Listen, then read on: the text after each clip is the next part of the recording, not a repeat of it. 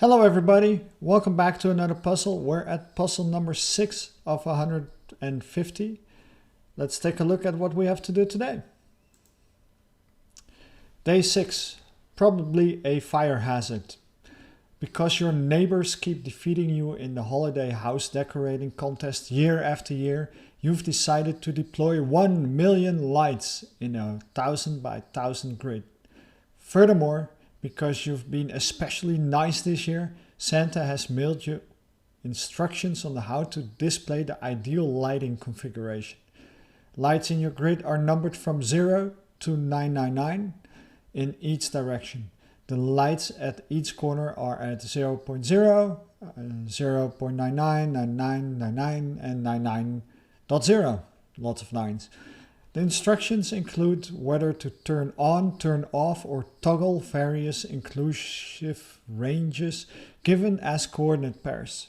Each coordinate pair represents opposite corners of a rectangle inclusive. A coordinate pair like 0, 0 through 2 by 2 therefore refers to 9 lights in a 3 by 3 grid, a square. The lights all start turned off. To defeat your neighbors this year, all you have to do is set up your lights by doing the instructions Santa sent you in order. Okay, cool. There's some samples, some examples. After following the instructions, how many lights are lit? Cool, let's get started. If we look at the puzzle input, it's things like turn on, the coordinate pair, true, and another coordinate pair. So the turn on, turn off ones are quite easy, I would say. You could just split it and we'll take the elements that are needed. There's a toggle which takes up the first 2 elements. So we need to take care of that. But besides that, the input looks quite easy to do.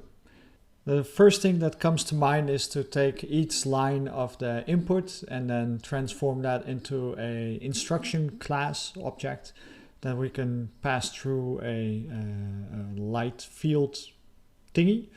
To do this, we can create an enum which holds the class of action that we want to do, and then a class that encapsulates this action based on the coordinates as well. So let's create that. To model our operations or actions, we'll just create an operation enum, which has our 3 actions that we can do, toggle, turn on, and turn off. And then we'll need a class that encapsulates an instruction. We'll use the toString from Lombok to generate a toString in case we want to print it. But we'll have an operation, either toggle, turn on, and turn off, the start pair and the end pair of coordinates, and then we'll have some methods to set those. Since we're getting them from a string, we'll probably have the string positions right here. So let's create a function that takes the string and creates an instruction from it. So we'll call that parse instruction. We'll create an empty new instruction, basically an instantiation of the class that we just created. And then we'll split the instruction that we receive from the input file and split it on a space so that each word and each set of numbers is in a separate index. We'll start a counter at 0, and if the first element of the array is the word turn, we can skip it.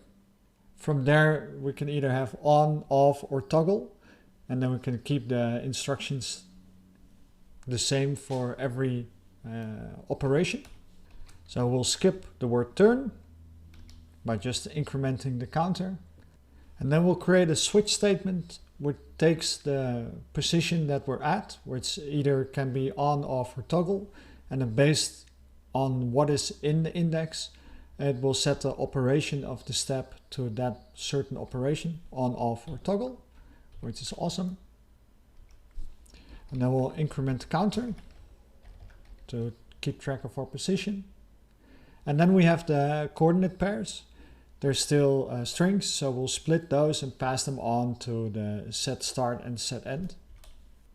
After we have the set start, we need to increment the counter by 2 because there's a word between the coordinate pairs, true. And then we can return the step. All right, so now we have a function that will give us an instruction. We have a list of strings from our input. Let's apply those two together. We'll first make a grid, an int grid, 2-dimensional. We can do this because we know the dimensions. So we call that grid 1000 by 1000, so 1 million entries will be in this grid. And then we can loop over the input and parse that instruction. At this time it won't do anything, but we can now apply this instruction to the grid. We'll create another function for this. So we'll have apply instruction, which takes the instruction and then we'll do that thing onto the grid. So the first step is to take the x coordinate of the start and then loop or increment until we hit the x coordinate of the end. And while we're stepping through the x coordinates, for each x coordinate we'll step through the y coordinates from start till end. And here we'll use the operation within instruction to switch on. So when we hit toggle, we'll just see if there's already a value at the position. If it's not, then we'll set it to 1 and else it will be 0. With turn on, we'll set the value to 1, and with turn off, we'll set the value to 0. Within the part 1 of our function, we'll just update our loop. So instead of just doing parse instruction, we'll apply the instruction that we just parsed onto the grid. And after the loop, it will actually, our grid will be in its final position. So all we need to do is count the number of lights that are on. To do this, we'll create another function. We could probably also do it with a lambda, but let's first create a function to see if our logic is sane. We'll set a counter to 0 and then loop over the length of the grid on the x coordinate. As we did before, first we'll do the x, and for every x we'll do the y value. And then it's just a matter of incrementing the on counter for every light that is on, basically. And then we'll return the value of on. And within part 1, all that was left to do, we have the loop, we applied instructions that we've parsed. So all we need to do is to return the value of the sum of the lights that are on. Let's give it a go. According to the test case, there's 377,891 lights on. Let's quickly check if that's the correct answer. Yeah, it's right. Well done. Let's see what number 2 is about. You just finished implementing your winning light pattern when you realize you mistranslated Santa's message from ancient Nordic Elvish. All right. The light grid you bought actually has individual brightness controls. Each light can have a brightness of 0 or more. The lights all start at 0. The phrase turn on actually means that you should increase the brightness of those lights by 1. The phrase turn off actually means that you should decrease the brightness of those lights by 1 to a minimum of 0. The phrase toggle actually means that you should increase the brightness of those lights by 2. Oh, that's something different, yeah? What is the total brightness of all the lights combined after following Santa's instructions? All right. There's some test data again. Let's take a look. We need to change some bits. Well, actually, the things that we need to change are not very big. We need to change the effect of the step and not as much as our logic. Even our sum lights will work. I'm thinking, should we make a switch in our apply instruction? That doesn't seem very easy to do, not very readable to do actually. Let's copy our apply instruction and create our modifications there. So I created a copy, called it apply instruction 2. So now we can apply the new instruction. So toggle should increase by 2, which is okay. Turn on should increase by 1. So it will be plus and equal so that the current value will be increased. This could even be better written as plus plus, so it will increase. And turn off should decrease. but we have to take care that we do not go below 0. So if with decreasing it, we go below 0, we'll reset the value to 0. And that should be it, really.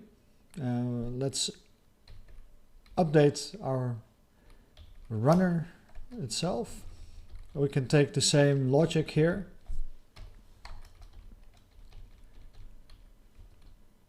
Parse instructions same, so we'll make this number 2, and we should be ready. Let's give it a try. So our test case says that the total luminosity, brightness, would be somewhere 14,110,788. Let's give it a try. Yes, it's right. We solved the puzzle. See you at puzzle 7.